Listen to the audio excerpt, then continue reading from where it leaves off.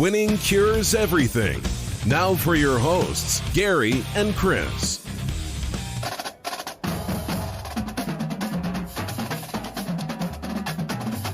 Happy Friday.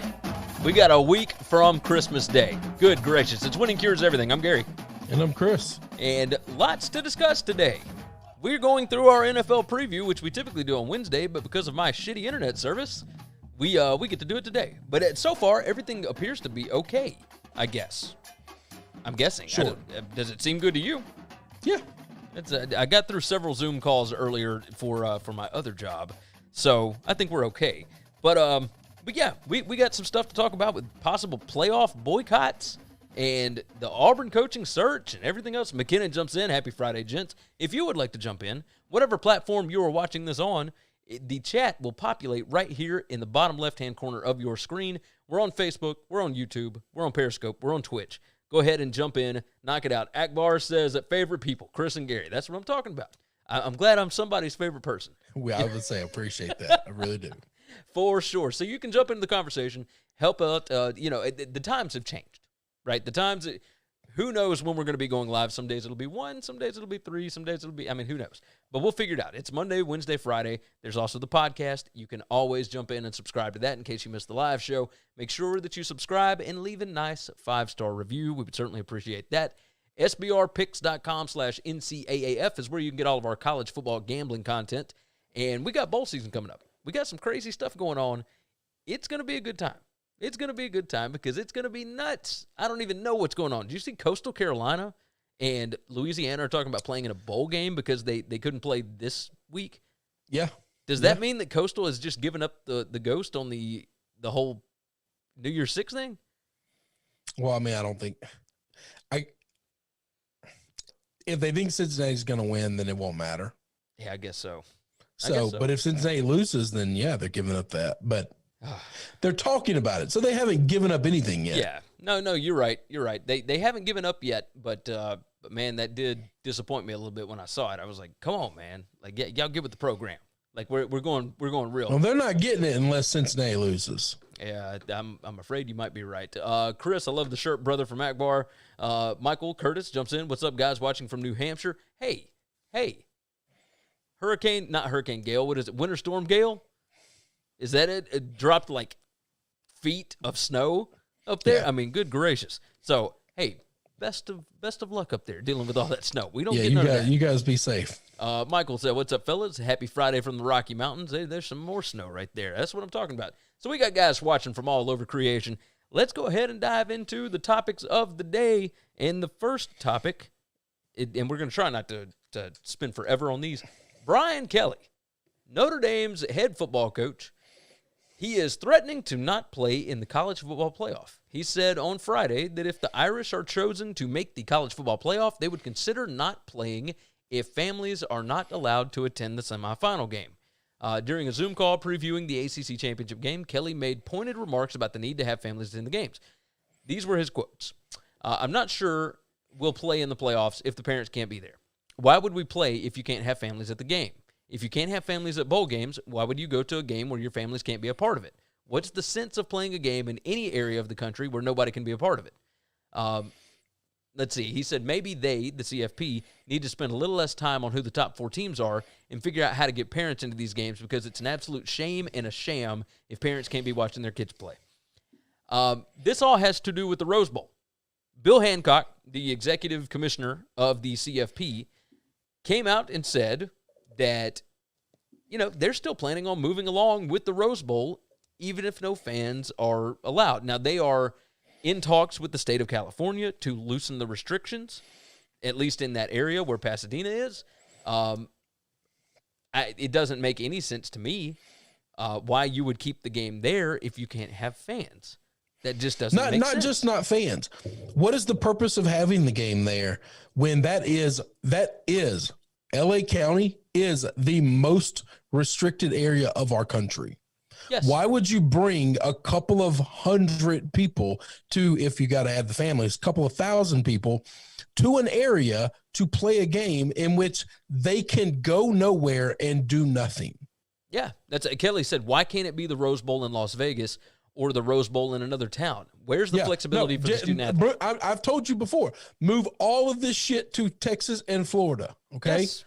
Yes, because, or Vegas is open. And why do we reward those places? Because there's things to do. Michael jumps in. He said, bye, Felicia. Hello, A&M and the CFP. McKinnon said, but Chris, it's the granddaddy bowl game of them all. Oh, my God. It is not. It is not. And now we can finally stop this sham. Yeah, I mean, I'm with you. We can put an end to it. They are all just games. It doesn't matter when the game is played. It doesn't matter where the game is played. Where the game is played. None of that matters. Make the schedule fit you. Do not adhere to what they are doing. Tell these bowl games, tell these cities to fuck off. McKinnon said, after the Cotton Bowl stopped being held at the Cotton Bowl, I don't see the point of keeping the Rose Bowl there. And then Michael Freeze said, Newsom isn't going to give in. They kicked out a professional team. Yeah, they kicked out an NFL team. No, not just Gavin Newsom. Newsom's the governor, right? Yes, Gavin Newsom. Garcetti is the mayor of LA. Listen, I'm telling you, I listen to a podcast that comes out once a week. It's called Reasonable Doubt. Mark Garagos is one of the most powerful attorneys in the country. Garagos has sued LA County and the state of California 5 times since this pandemic has gone on, and he hasn't won a single one. Do you think they're going to move for the college football playoff? They don't give a shit, man. Yeah, they really don't care. Havoc jumps in. 3,500 people dying a day, dudes. Yes. And it sucks. That's terrible. But I don't think that sports has anything to do with that. Let's say I don't know that anybody going to a bowl game has anything to do with that. Yeah, it doesn't make sense. So because the places here's the problem, okay? And this is where I don't mean to get political, but I'm just going to tell you my peon brain understands it this way, okay? So take it for what it is. New York is super locked down. Yep.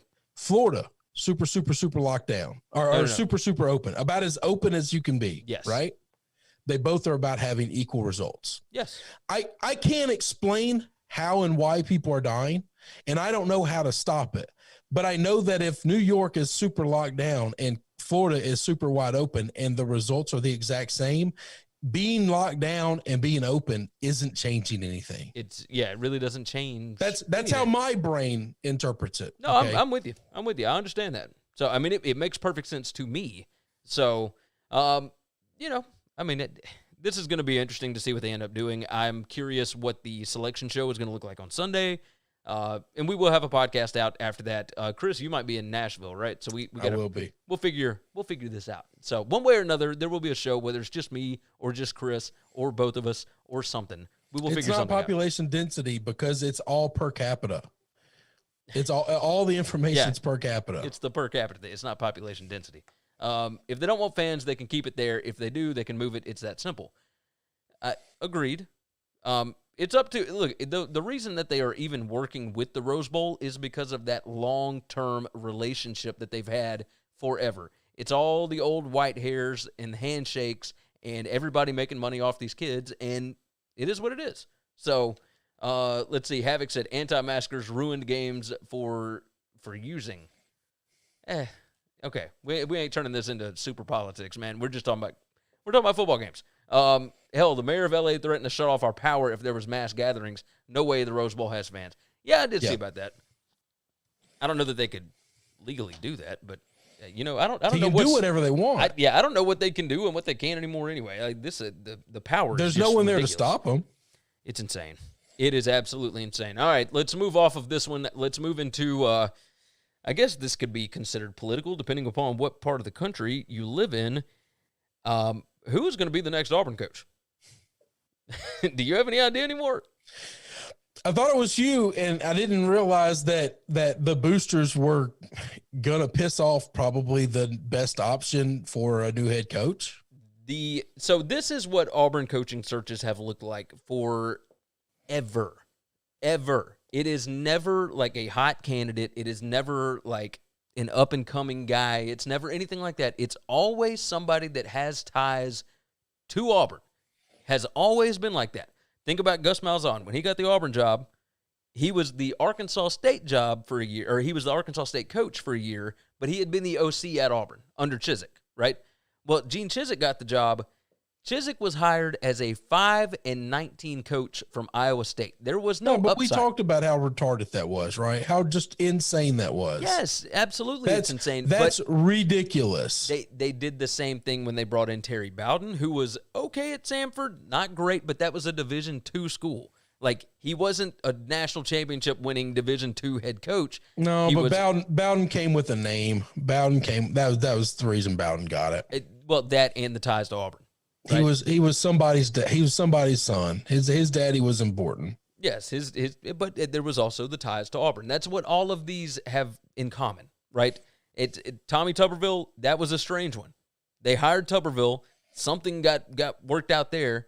Pat Dye they hired, not because of a tie to Auburn per se, but because he was one of Bear Bryant's assistants. Like there was a whole lot of mess with that. So now the latest candidates are Neil Brown from West Virginia, who has ties to the state because he was the head coach at Troy for 3 years before he went to West Virginia. You've got Kevin Steele, who is the current defensive coordinator, who was the head coach at Baylor back when Baylor was not very good, and they like that. That just seems like a terrible hire, just an awful hire. But maybe, hey, everybody loves him, so whatever, do your thing. They are interviewing Steve Sarkisian on Sunday. I don't know where this thing goes anymore. I have no idea. I don't know who has ties. The fact that they don't want Hugh is just insane to me. Like, that tells me the level of morons that we're dealing with. Birdie jumps in. He said, "Good day, men." Yes, it's insane. If you go over to bannersociety.com, Stephen Godfrey has an absolutely incredible article that's up, and the title of this article is, "Does Auburn Know It's Not a Scrappy, Also-Ran SEC Program?" And it goes through, and it says, basically, all right, so let me just read the intro to this. It's short. "I have, over the course of the last 6 days, come to the conclusion that Auburn is a Florida that thinks it's a Mississippi, that acts like Arkansas, and is in danger of becoming a Tennessee." He said, so for review, 1, Auburn is capable of winning its division, its conference, and the national title. They have won a BCS title and lost another one in the last decade. They won the SEC West recently enough to earn their now former coach a gigantic buyout. They can attract the best talent in the sport. They are on par with Florida, LSU, Georgia, and yes, Alabama. Now, despite that, Auburn boosters rank and file fans operate, or known as bitch and moan, if they're shackled by the chains of a dim fate or scratching against the invisible walls of some unseen curse against them. So they blame everything on a God that doesn't actually favor Baptists or Alabama or the league office or whatever. And typically that whining is reserved for the actually doomed, such as the 2 Mississippi schools, etc., right? But again, Auburn has won a national title and played for another in the last 10 years. Number 3, Auburn watched Alabama become Alabama again, and based on that, the Tiger boosters present behaviors that still mirror their past, and they are convinced that it was like a magic bean or some other thing that caused Alabama to turn this way, and instead, it was completely different. They built a program in Tuscaloosa. You can do that at Auburn. They have the resources to do it, and this is just absurd. This coaching search is a disaster. Like, I mean, we're still early in the process, right? It's been less than a week since they fired Malzahn, but they have known that they were going to fire Malzahn forever.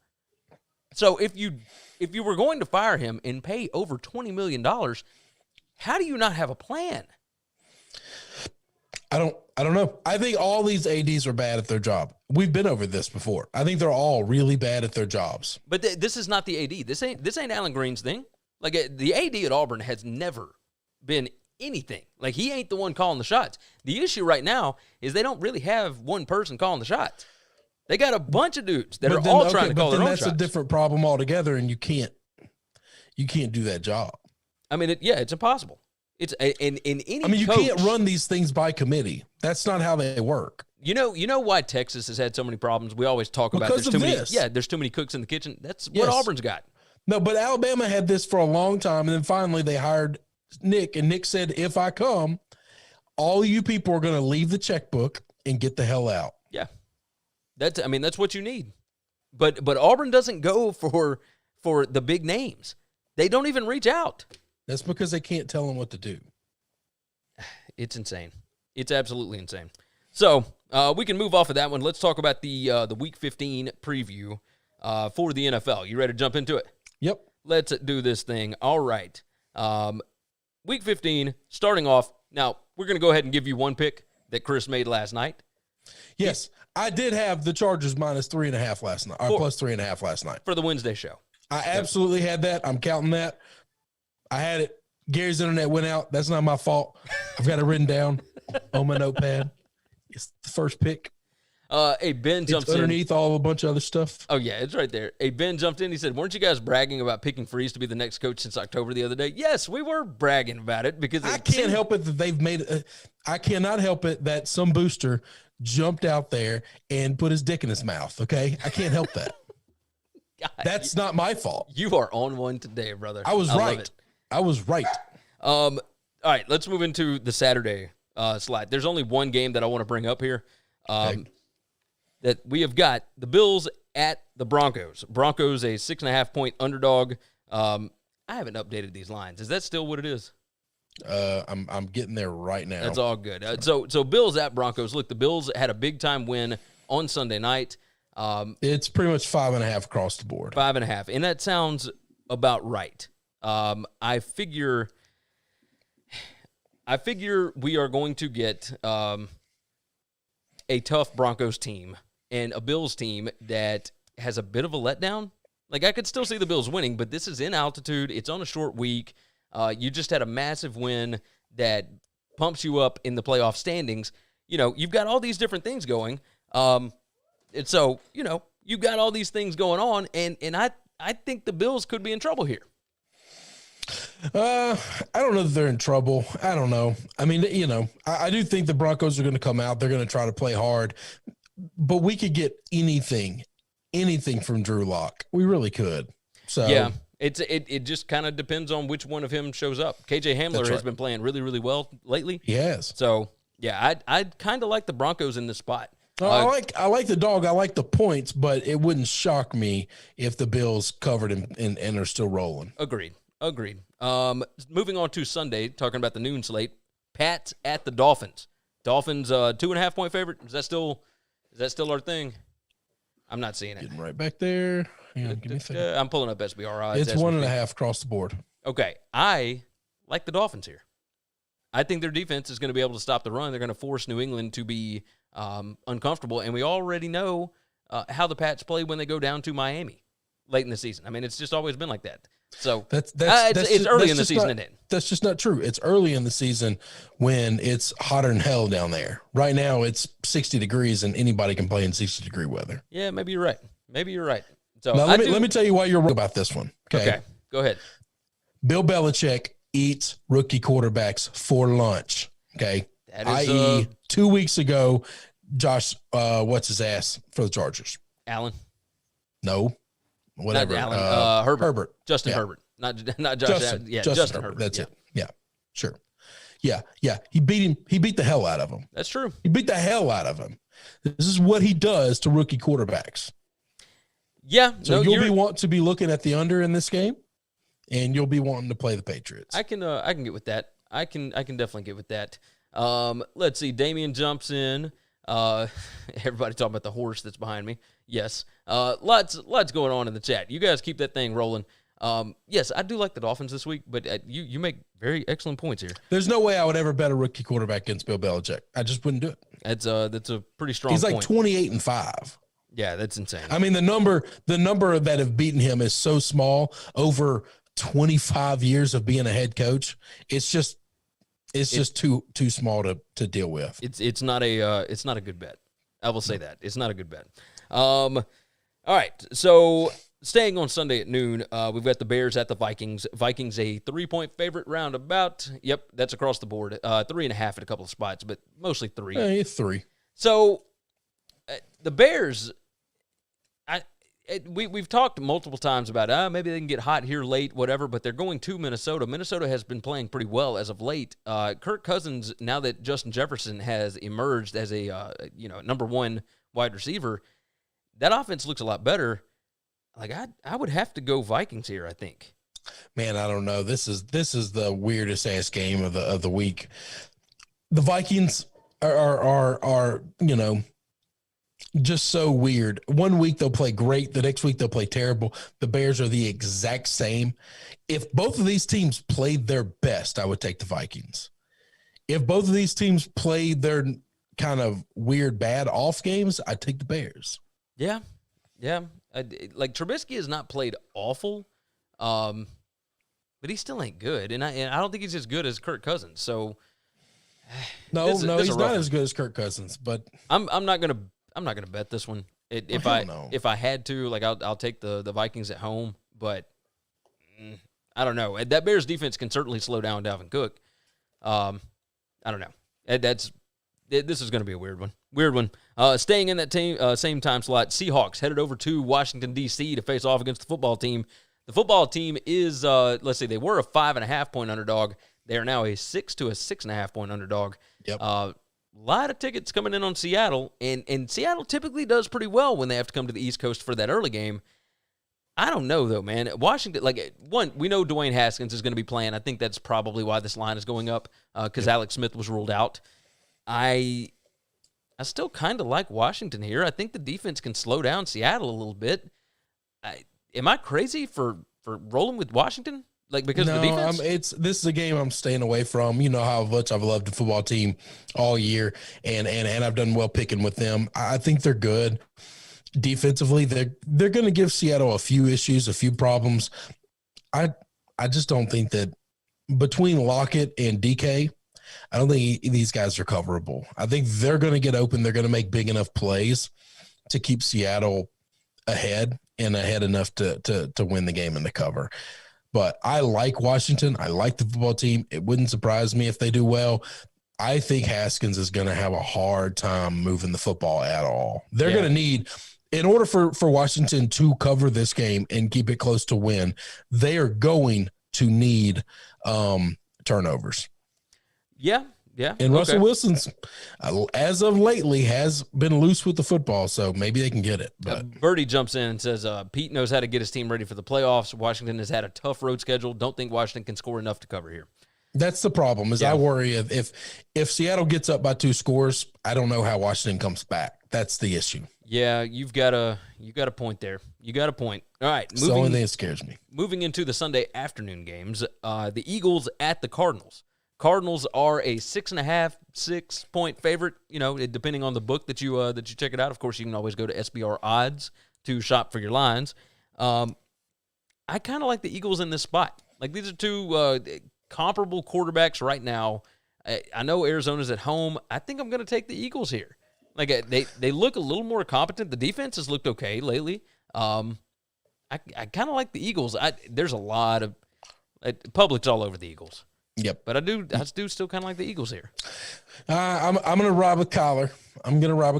I just think, that's also a team that when they show up and play great football, man, they look incredible. And when they don't, man, they look bad. And there's not a whole lot of in between to them.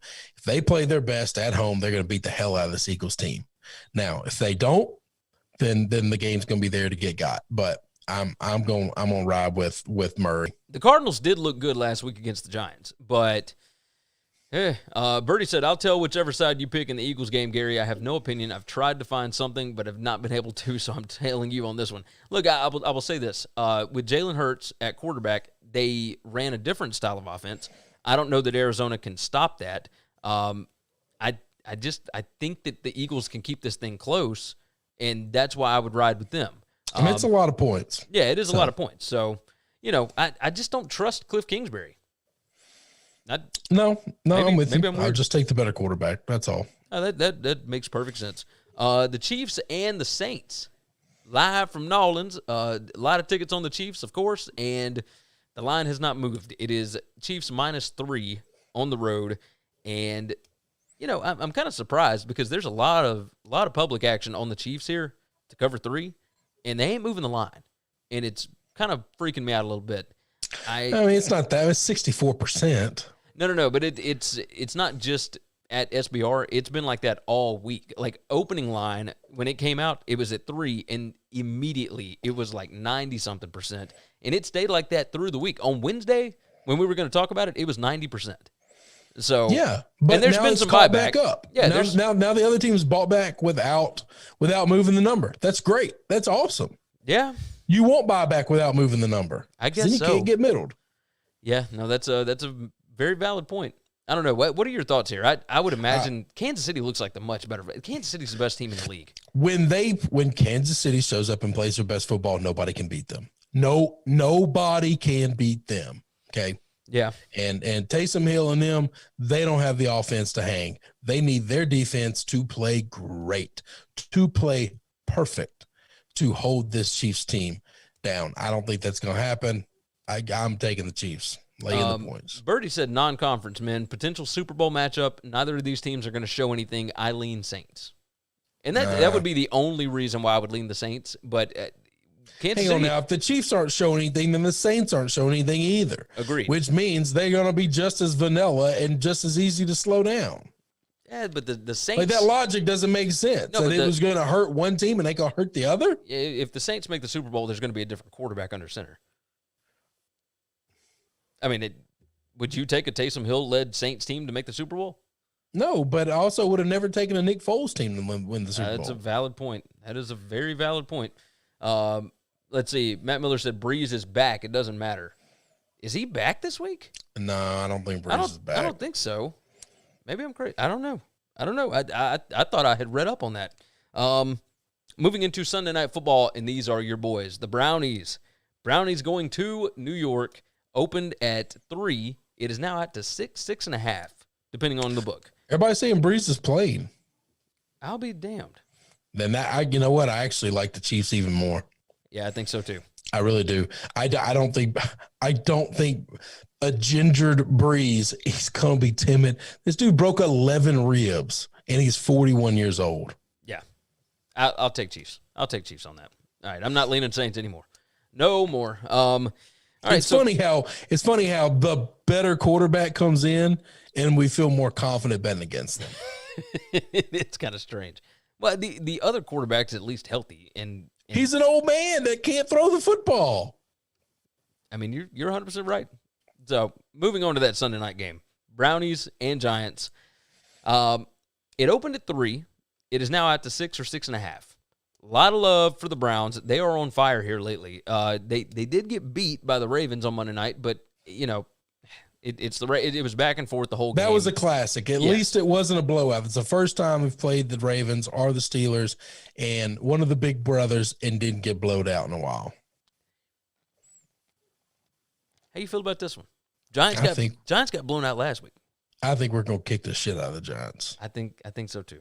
Freddie Soup Kitchens is going to be calling the plays. This team is going to beat the shit out of that guy. I think you're probably right. I think they're sorry, Colt. I think they might be fired up. Casey said, "I love the Browns and Kareem Hunt to go to the AFC Championship game, but I like Giants money line here." That's fine. Freddie Kitchens ain't calling no plays to win no games. I think you're right. And then the Monday night game is the Steelers and the Bengals.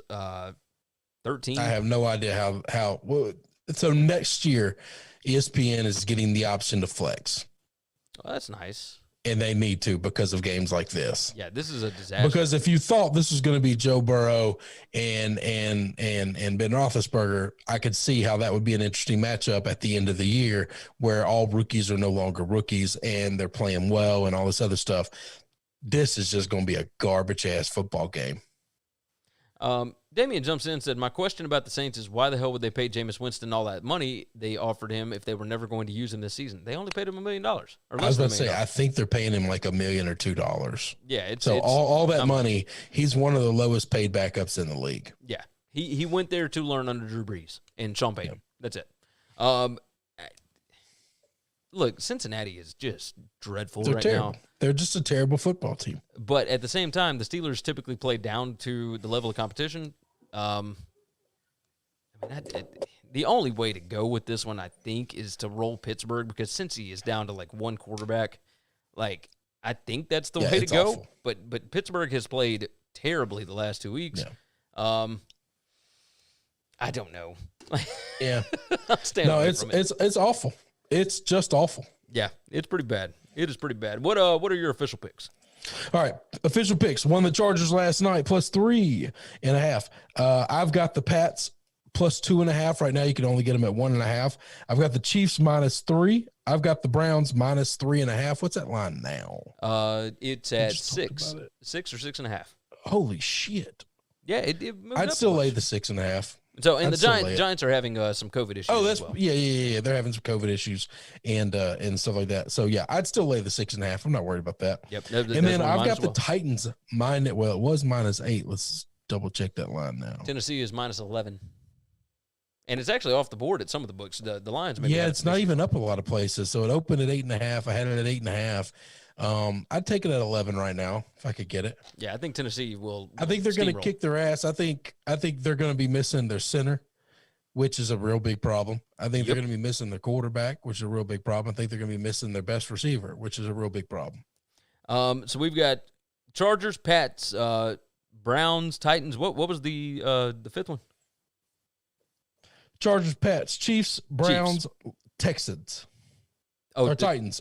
Yeah, Chiefs. I got dyslexia. Chiefs minus. I should take back an apology.